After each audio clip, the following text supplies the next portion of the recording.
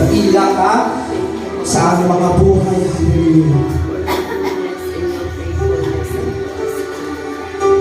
Yes, Lord.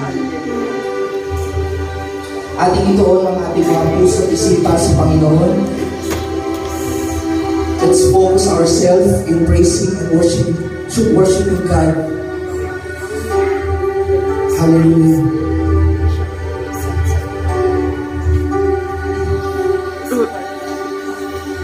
Aking nababatid na napakabuti mo sa akin.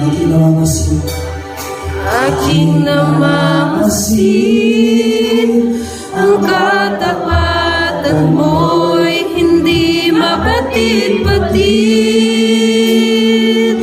Sa lahat ng ito, ang tanging tugon ko ay awitan ka at mahalin at lagi samahin. Kaya namang aibon na lagi umaawit sa'yo. Kaya namang alon, walang humpay ang awit ko. Kaya namang atagan na di natutuyo, magwawakas ang alay ko'y magsama sa'yo ay di mawawakas.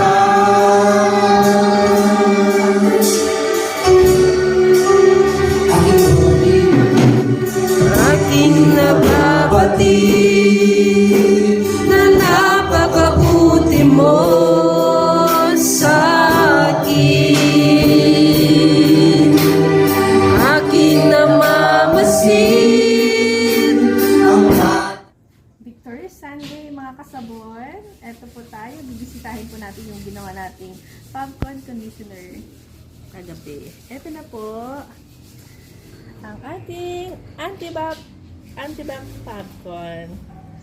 Grabe pong amoy. One day pa lang po yung curing yan. Pero ang bango-bango na po.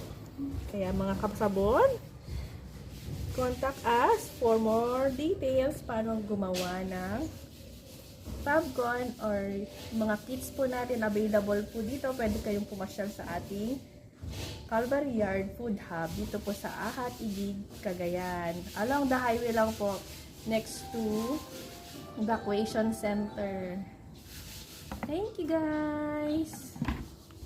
At halika po, dito tignan po natin ang iba po natin ginawa mga popcorn. Visit po natin sila. Ito po yung mystic. Grabe po yung bango. Parang candy lang. Parang lollipop yung kulay. Ito naman po yung pure seduction. And then, ito po yung passion scent. Parang cotton candy lang. Ito po yung sunrise fresh. Halos parehas lang po sila ng antibac.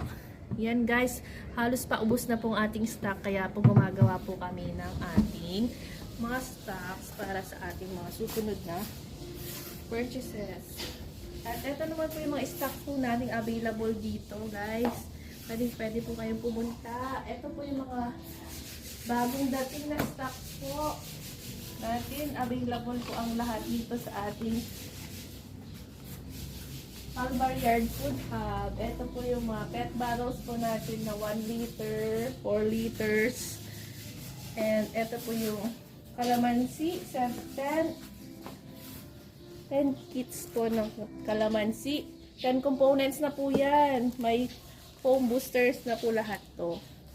And ito po yung ating mga powder. Ang Inspired Tide, Inspired Breeze, and Inspired Ariel. Mga kasabon, pasyal lang po tayo dito sa ating Calvary Yard Food Hub. God bless!